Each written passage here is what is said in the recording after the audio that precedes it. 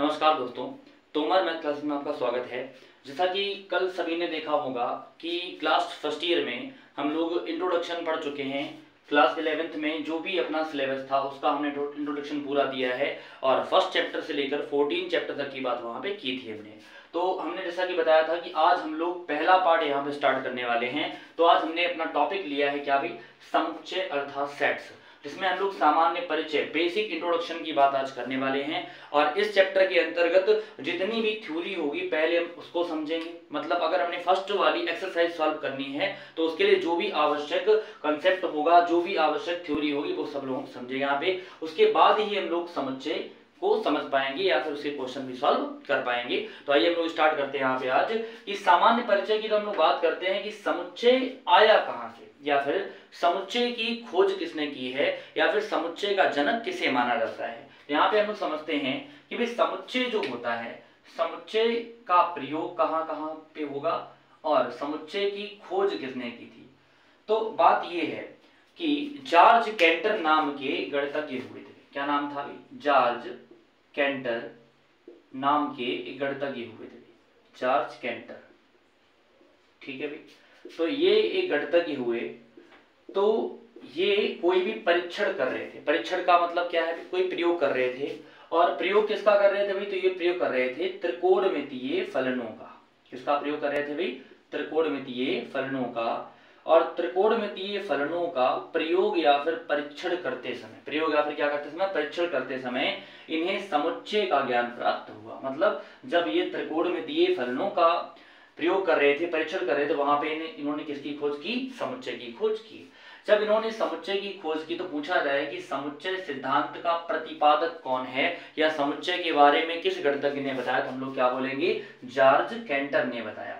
अब बात ये हुई कि जब जॉर्ज कैंटर ने समुच्चय के बारे में बताया तो इन्होंने सोचा भी इसका प्रयोग कहाँ कहाँ हम लोग कर सकते हैं। तो बाद में इन्होंने बताया कि जो समुच्चय होता है इसका प्रयोग हम लोग ज्यामिति में कर सकते हैं। कहाँ कर सकते हैं भी? ज्यामिति में, ज्योमेट्री में कर सकते हैं। और समुच्चय का ही प्रयोग हम लोग श्रेणी में भी कर सकते हैं। समुच्चय का ही प्रयोग हम लोग कहाँ कर सकते हैं? अनुक्रम में भी कर सकते हैं। ऐसे ही कई प्रकार के अपने जो चैप्टर आते हैं इन्होंने बताया कि उनमें हम लोग समुच्चय का प्रयोग कर सकते हैं। तो समुच्चय की बात यहाँ पे क्लियर हो रही होगी कि भाई समुच्चय का जनक कौन माना जाएगा, तो हम लोग कहेंगे भाई कौन? George canter. और ये कैसे खोजा भाई इन्होंने, तो हम लोग कहेंगे ये त्रिकोणमितीय फलनों का क्या कर रहे थे? परीक्षण कर रहे थे। और परीक्षण करते टाइम पे इन्हें किस चीज की जानकारी प्राप्त हुई? समुच्चय की। और समुच्चय का प्रयोग कहाँ कहाँ कर सकते हैं हम लोग? वही ज्यामिति में कर सकते हैं, श्रेणी में, या फिर कहाँ कर सकते हैं हम लोग? अनुक्रम में। और एक महत्वपूर्ण बात, इसका प्रयोग हम लोग प्रायिकता में भी कर सकते हैं। कहाँ पे कर सकते हैं? प्रायिकता में। तो इतनी बात सभी को कंफर्म हो रही होगी कि समुच्चय की खोज किसने की थी? जॉर्ज कैंटर ने। किसका परीक्षण कर रहे थे? त्रिकोणमितीय फलनों का। और फिर इन्होंने बताया कि इसका प्रयोग कहाँ कहाँ होता है। तो प्रयोग कहाँ कहाँ होगा हम लोग कहेंगे? ज्यामिति में, श्रेणी में, अनुक्रम में और प्रायिकता। ठीक है भाई। आज और भी चैप्टर होते हैं पर महत्वपूर्ण चैप्टर हमने बता दिए भाई किनमें समुच्चय का प्रयोग हो सकता है। ठीक है भाई, इतनी बात सभी को कंफर्म हो रही होगी। अब हम लोग समझते हैं कि भाई रियल में समुच्चय क्या होता है, समुच्चय की डेफिनेशन क्या होती है। तो देखते हैं हम लोग यहाँ पे समुच्चय क्या होता है।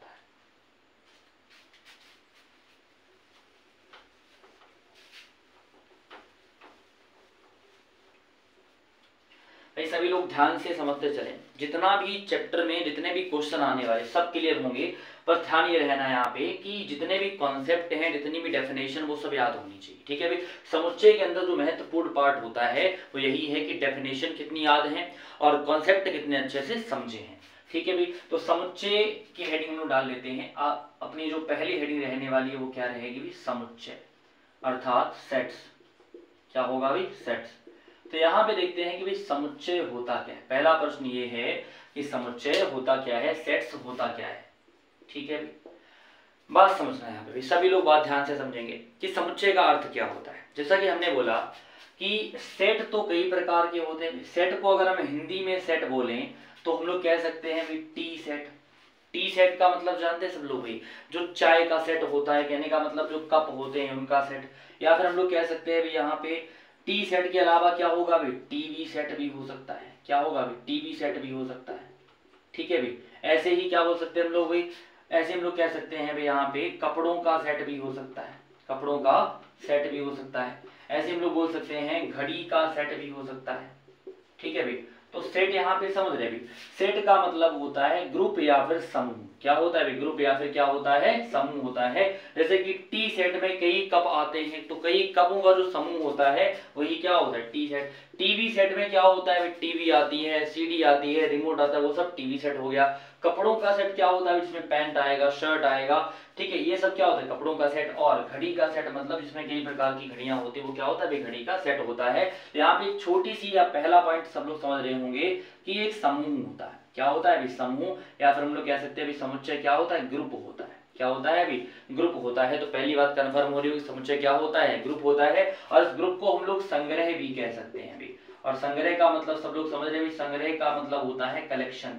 क्या होता है? कलेक्शन। और वो कलेक्शन किसी भी वस्तु का हो सकता है।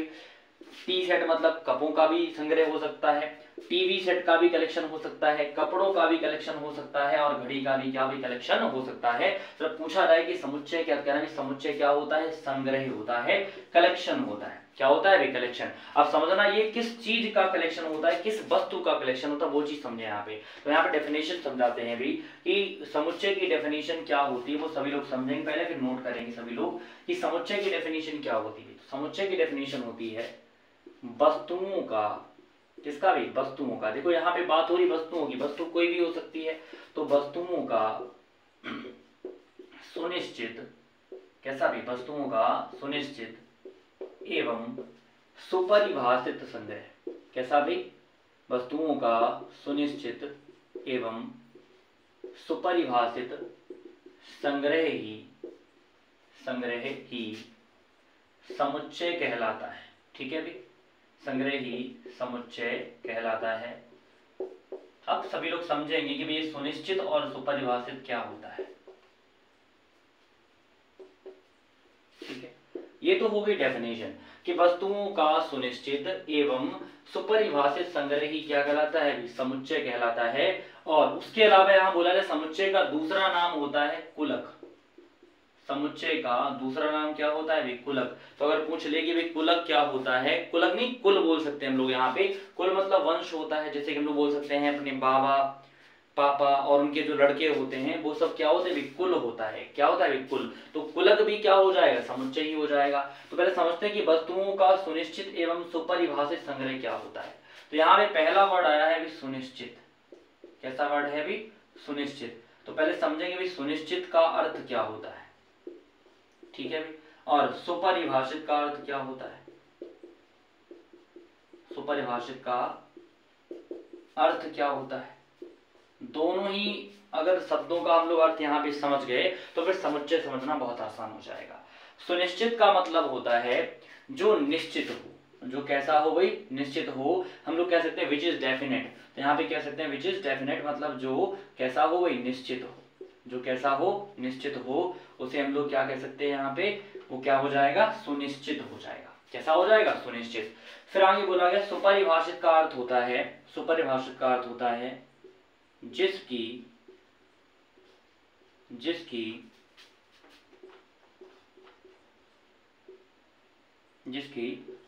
सुस्पष्ट परिभाषा। कैसी भी? सुस्पष्ट का मतलब होता है जिसकी ठीक ठीक परिभाषा हम लोग दे सके, जिसकी सुस्पष्ट परिभाषा हो, वो क्या होता है? अभी हम लोग कह देंगे सुपरिभाषित। कैसा होता है? सुपरिभाषित। तो ये बात हो रही कि समुच्चय क्या होता है। तो वस्तुओं का सुनिश्चित एवं सुपरिभाषित संग्रह ही क्या होता है? समुच्चय होता है। और सुनिश्चित का अर्थ होता है जो निश्चित हो, विच इज डेफिनेट हम लोग बोल सकते हैं। और सुपरिभाषित का अर्थ होता है जिसकी सुस्पष्ट परिभाषा हो। ठीक है भाई, मतलब जिसकी एक क्लियर डेफिनेशन हो जाए वो क्या होगा? सुपरिभाषित होगा। तो सभी लोग समुच्चय समझ रहे होंगे समुच्चय क्या होता है। ठीक है भाई, पहले इतना काम करेंगे सब लोग। अब एग्जाम्पल देख लेते हैं। ठीक है, पहचानना ये है कि कौन समुच्चय होगा और कौन समुच्चय नहीं होगा। तो समुच्चय केवल वही होगा जो कैसा होगा? सुनिश्चित होगा। और कैसा होगा? सुपरिभाषित होगा। तो एक ग्रुप हम यहाँ पे एग्जाम्पल के फॉर्म में दे रहे हैं। हमने कहा कि कक्षा 11, जो अपनी कक्षा उसी की हम लोग बात कर लेते हैं, क्लास 11th की ही बात चल रही है यहाँ पे। कक्षा 11 के लंबे छात्र, भाई छात्र की बात हो रही है, स्टूडेंट की बात हो रही है, छात्रों का समुच्चय है या नहीं। ठीक है भाई, क्या पूछा गया कि जो कक्षा 11 है उसके लंबे छात्र, कैसे छात्र की बात हो रही, लंबे छात्रों का जो समुच्चय है वो समुच्चय है या नहीं है। बात ये समझते हैं यहाँ पे कि अगर कोई भी समुच्चय बनता है तो वो दो चीजों का पालन करेगा, कौन कौन सा, एक तो वो सुनिश्चित होगा और एक कैसा होगा, सुपरिभाषित होगा। दो वर्ड क्लियर होने चाहिए। अब समझते हैं यहाँ पे कि भाई लंबे छात्र का अर्थ क्या होता है। मान के चलें कि क्लास में कोई लंबा छात्र है तो उसकी लंबाई मान के चले कि यहाँ पे 5 फीट है। अभी कितनी दी है, 5 फीट दी है। ठीक है, यहाँ पे लिख लेते हैं हम लोग, कितनी दी है, 5 फीट दी है। अब क्या हुआ कि ये तो भाई अपने आप में लंबा है, इसे लगता है कि हम सबसे लंबे हैं, लेकिन अब क्लास में क्या हुआ, अभी कोई 6 फीट का छात्र आ गया तो उसकी तुलना में ये कैसा हो गया, जब छोटा हो गया। अब 6 फीट वाले को लग रहा है कि भाई सबसे अधिक लंबे हम ही हैं, तो फिर क्या होगा, 6 फीट से अधिक 6.3 फीट का कोई व्यक्ति आ गया अभी, तो अब उससे लंबा ये वाला हो गया। तो जब भी बोला जाए कि भाई कक्षा के लंबे छात्रों का समुच्चय, तो क्या इसकी कोई निश्चित परिभाषा है, हमें क्या पता भी कितना लंबा छात्र है, या फिर अगर कोई व्यक्ति स्वयं को लंबा समझता है तो उससे लंबे व्यक्ति भी होते हैं। तो जहां पे ये डेफिनेशन क्या क्लियर हो रही है, क्या निश्चित है भी कौन छात्र लंबा होगा, क्या इन्होंने बताया कितना लंबा छात्र है, नहीं बताया, तो हम लोग कह सकते हैं कि ये समुच्चय नहीं है। क्या होगा, अभी समुच्चय नहीं होगा, क्योंकि यहाँ पे क्लियर नहीं है कि छात्र भी कितना लंबा है। ठीक, कंफर्म है यहाँ तक भी। ये तो अपना एग्जाम्पल हो गया पहला वाला, इतना सभी नोट करें, फिर हम समझाते हैं आगे भी।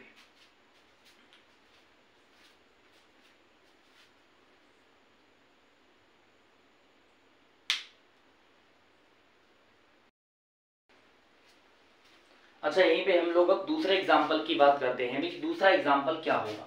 तो पहला एग्जाम्पल हमने दिया था कक्षा के लंबे छात्रों का समुच्चय। दूसरा एग्जाम्पल हम यहाँ पे दे रहे हैं भी कौन सा, कक्षा 11 के 5 फीट से लंबे। ठीक है, क्या बोला हमने, 5 फीट से लंबे छात्रों का संग्रह। अब जरा भी सभी लोग बताएं कि ये समुच्चय है या नहीं, क्योंकि पिछले क्वेश्चन में क्या था, पिछले क्वेश्चन बोला था लंबे छात्र, पर फिक्स नहीं किया था भी कितने लंबे छात्र। अब की बार फिक्स है कक्षा 11 के 5 फीट से लंबे छात्रों का संग्रह। कैसे छात्र होंगे, 5 फीट से। तो यहाँ एक फिक्स कर दिया कि 5 फीट से ऊपर का जो भी छात्र होगा वो इसके अंदर शामिल होगा, चाहे वो 5 फीट 1 इंच का हो, 5 फीट 2 इंच का, या फिर 6 फीट का ही क्यों ना हो, बस 5 फीट से लंबा होना चाहिए। तो इसकी जो संख्या है वो कैसी है भी, सुनिश्चित। हम लोग आंसर कह सकते हैं कैसा है भी, सुनिश्चित। और सुनिश्चित के साथ साथ में ये सुपरिभाषित भी है। भाई लंबे होने की परिभाषा क्या होती है, भाई कौन कितना लंबा है, तो यहाँ भी सुनिश्चित भी है एवं सुपरिभाषित भी है। तो बताएं ये समुच्चय होगा या नहीं होगा, तो हम लोग कहेंगे भाई ये समुच्चय होगा। ठीक है भाई, हम क्या कहेंगे भाई, समुच्चय होगा। तो इतनी बात सभी को क्लियर हो रही होगी अच्छी तरीके से कि भाई समुच्चय है या नहीं है। समुच्चय क्या होता है, सुनिश्चित और सुपरिभाषित। संग्रह ही क्या होता है, सुनिश्चित और सुपरिभाषित। संग्रह क्या होता है, समुच्चय होता है। इसकी इंग्लिश में डेफिनेशन होती है, ए डिस्टिंक्ट एंड distinguishable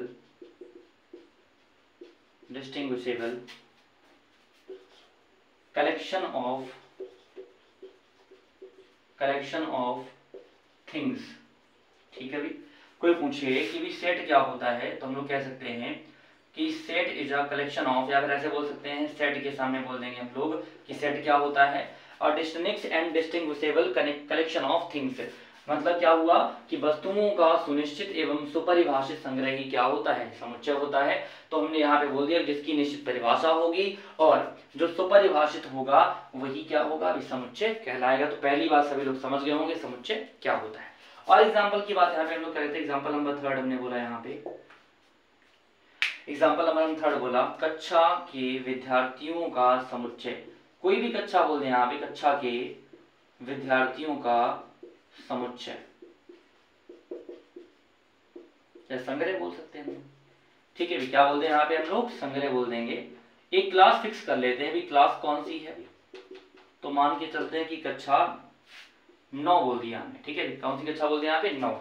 अब ये बताएं भी हर एक कक्षा में, हर एक क्लास में जो स्टूडेंट होते हैं, विद्यार्थी होते हैं, उनकी संख्या फिक्स होती है भी, स्कूल में प्रेजेंट ही लगाई जाती है भी कि कितने छात्र हैं, तो 100 हैं या फिर 90 हैं या फिर 70 हैं, तो उनका नंबर कैसा होता है, फिक्स। अगर ये फिक्स है, सुनिश्चित है, सुपरिभाषित है, तो ये क्या होगा, समुच्चय होगा।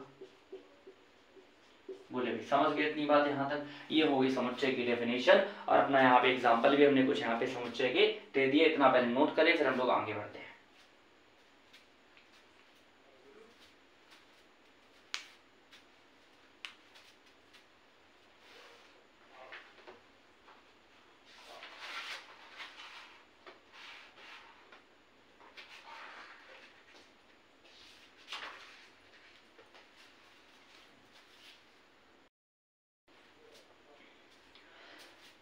तो अब हम लोग क्या करते हैं कि भाई समुच्चय के बहुत सारे एग्जांपल लेते हैं यहाँ पे, मतलब अच्छा सा कंफर्म करने के लिए सबसे पहला पॉइंट ये होता है कि भाई कितने अधिक एग्जांपल दिए जा रहे हैं यहाँ पे। तो हम लोग एग्जांपल की बात और कर लेते हैं भाई कि समुच्चय में और क्या क्या एग्जांपल आ सकते हैं।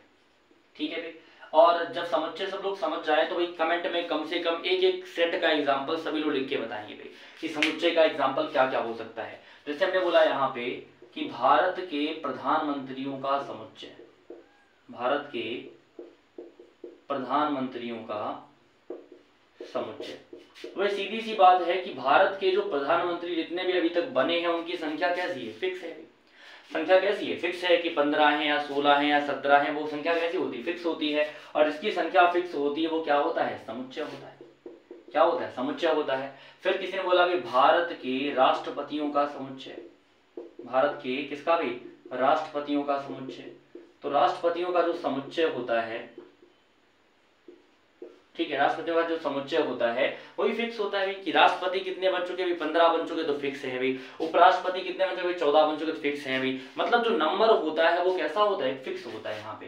अच्छा, फिर किसी ने बोला भी अंग्रेजी वर्णमाला के अक्षरों का समुच्चय, अंग्रेजी वर्णमाला के अक्षरों का समुच्चय। तो यहाँ पे सभी लोग जानते हैं कि अंग्रेजी वर्णमाला में ए से लेकर जेड तक के नंबर आते हैं और उनकी जो संख्या है वो कैसी है, फिक्स है। संख्या कैसी है, फिक्स है। अगर संख्या फिक्स है तो वो भी क्या होगा, समुच्चय होगा। सीधी सी बात है भाई, समुच्चय वही होगा जिसकी डेफिनेशन निश्चित हो और क्या चीज निश्चित हो, यहाँ पे भी संख्या भी कैसी होनी चाहिए, निश्चित होनी चाहिए। फोर्थ नंबर का पॉइंट हम लोग देख लेते हैं यहाँ पे कि मान के चले हमें कोई द्विघात समीकरण दिया, क्या दिया अभी, द्विघात समीकरण। तो द्विघात समीकरण हमने कौन सा लिखा अभी, x square minus 3x plus 2 बराबर में 0। और हमने बोल दिया के मूलों का समुच्चय, इसका भी के मूलों का समुच्चय। अब पहले तो भी सब लोग ये बताएं, फर्स्ट ईयर में आ चुके हैं सभी लोग यहाँ पे, तो सबने देखा होगा 10th क्लास में मूल पढ़ाए गए होंगे भी। ठीक, क्या पढ़ाए, ये मूल या फिर शून्यक पढ़ाए गए होंगे। तो बताएं भाई इस समीकरण के कितने मूल होंगे। तो हम लोग कहेंगे भाई कितनी पावर लगी है, पावर कितनी लगी है, 2 पावर लगी है, तो मूल भी कितने होंगे, 2। तो यहाँ बताएं भाई मूलों की संख्या निश्चित है या नहीं भी, मूलों की संख्या कैसी है भी, निश्चित है। फैक्टर अगर हम लोग करेंगे इसके तो 2 ही उत्तर निकलेंगे और जिसकी संख्या फिक्स होती है वो क्या होता है, समुच्चय होता है। अच्छा, फिर किसी ने बोला 210 के गुणनखंड, इसके भी 210 के गुणनखंडों का समुच्चय, किसका भी, के गुणनखंडों का समुच्चय, गुणनखंडों का समुच्चय।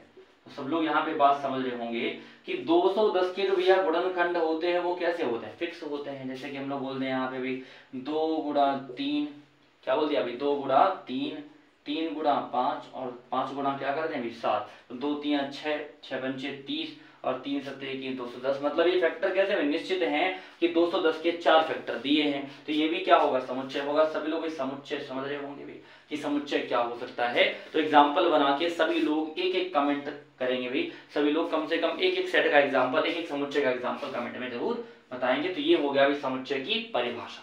ठीक है भाई, ये क्या होगी, समुच्चय की परिभाषा और उसके एग्जाम्पल। इतनी बात सब लोग समझ गए होंगे यहाँ पे भी। अब पहले काम कर लेते हैं कि भाई हम लोग पढ़ते हैं कि समुच्चय को लिखा कैसे जाता है और समुच्चय के अंदर जो वस्तुएं होती हैं उनको हम लोग क्या क्या बोलते हैं। पहले इतना नोट करें सभी लोग यहाँ तक।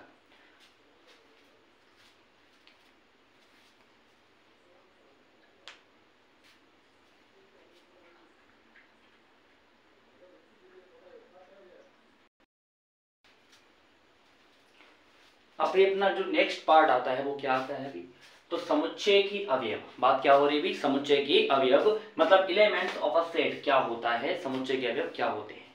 तो अभी हम लोगों ने पढ़ा कि समुच्चय क्या होता है, वस्तुओं का सुपरिभाषित एवं सुनिश्चित संग्रह। तो मतलब संग्रह किसका है, वस्तुओं का। तो यहाँ पे हम लोग कह सकते हैं कि जो समुच्चय के अंदर जितनी वस्तुएं आती हैं, समुच्चय के अंदर क्या आती हैं, जो वस्तुएं आती हैं, उन वस्तुओं को हम लोग क्या बोलते हैं, समुच्चय के अवयव। तो हम लोग क्या कहेंगे कि समुच्चय में संग्रहित, संग्रहित का मतलब कलेक्टेड या इकट्ठा किया हुआ, ठीक है भी, समुच्चय में संग्रहित प्रत्येक वस्तु को समुच्चय का अवयव कहते हैं। क्या कहते हैं अभी, समुच्चय का अवयव कहते हैं।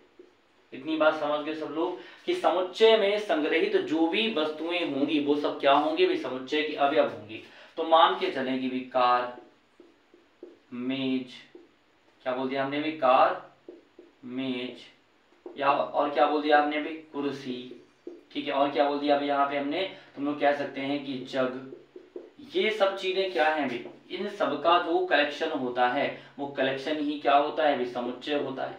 अब जब पूछा जाए कि ये जो कार है ये क्या है, अवयव है, कार क्या है, समुच्चय का अवयव, मेज क्या है, समुच्चय का अवयव, कुर्सी क्या है, समुच्चय का अवयव, जग क्या है, समुच्चय का अवयव। अब किसी ने पूछा क्या समुच्चय में अलग अलग प्रकार की वस्तुएं शामिल कर सकते हैं, हम लोग कहेंगे हाँ भाई, समुच्चय में अलग अलग प्रकार की वस्तुएं शामिल हो सकती हैं। जरूरी नहीं है कि सभी वस्तुएं एक जैसी हो। जैसे कोई बोले यहाँ पे कि गिलासों का समुच्चय तो एक जैसा रहना है भाई, ऐसा नहीं है। गिलास ले लो भाई, चम्मच, या फिर कुछ भी अगर हम लोग एग्जाम्पल के फॉर्म में लेना चाहें तो अलग अलग एग्जाम्पल भी हो सकते हैं। तो समुच्चय के जो अवयव होते हैं वो कैसे हो सकते हैं, विजातीय।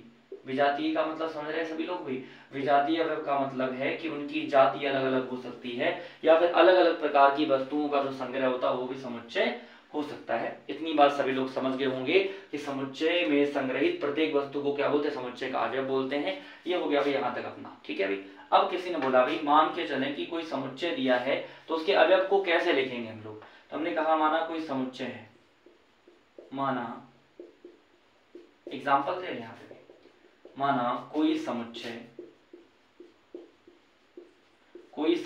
समुच्चय लिखा हमने A बराबर 2 4 6 8, ठीक है। सबसे पहली बात कि समुच्चय को प्रदर्शित किससे करते हैं, हम लोग कहेंगे भी समुच्चय को कैपिटल लेटर्स के द्वारा प्रदर्शित करते हैं। क्या बोलेंगे, नोट पॉइंट लिख लेते हैं। यहाँ पे हम लोग कह सकते हैं कि समुच्चय को, किसको भाई, समुच्चय को बड़े अक्षरों द्वारा, ठीक है, समुच्चय को किसके द्वारा भाई, बड़े अक्षरों। बड़े अक्षर कौन कौन से भी, तुम लोग कहेंगे ABCD, कहाँ तक भी, XYZ तक बड़े अक्षरों से प्रदर्शित करते हैं। क्या करते हैं भी, प्रदर्शित करते हैं। ये क्या हो गया भी, समुच्चय को प्रदर्शित करने का तरीका। तो जब भी समुच्चय लिखा होगा उसमें कौन से अक्षर बने होंगे, बड़े वाले। अब किसी ने बोला ये तो पहला पॉइंट है भी, समुच्चय के जो अवयव होते हैं उन्हें किससे प्रदर्शित करते हैं। तो हम लोग कहेंगे कि समुच्चय के अवयवों को, किसको किया, समुच्चय के अवयवों को छोटे अक्षरों, किसके द्वारा भाई, छोटे अक्षरों, कौन कौन से भी याद होगा सभी को, ABC dot dot small x small y small z से प्रदर्शित करते हैं। क्या करते हैं, प्रदर्शित करते हैं, से प्रदर्शित करते हैं। इतनी बात सभी लोग समझ गए होंगे कि अगर समुच्चय को प्रदर्शित करना है तो कैपिटल लेटर, और समुच्चय का अवयव को क्या बोलेंगे, स्मॉल लेटर। आज भी हम लोग यहीं तक अपना टॉपिक रखेंगे और बाकी का जो पार्ट है कल, थ्योरी जो बची हुई वो कल समझी जाएगी यहाँ पे। तो अगर वीडियो सभी को पसंद आई है तो अपने दोस्तों के साथ शेयर करें भी। जिन बच्चों ने अभी तक चैनल को सब्सक्राइब नहीं किया वो कर लें भी, और साथ में वीडियो को शेयर करते रहें। अगर वीडियो पसंद आए हो तो लाइक करें, ठीक है भी। यहाँ तक अपना टॉपिक आज रहेगा, ठीक है। बाकी का पार्ट जो है वो कल हम लोग देखेंगे सेकेंड पार्ट में। धन्यवाद।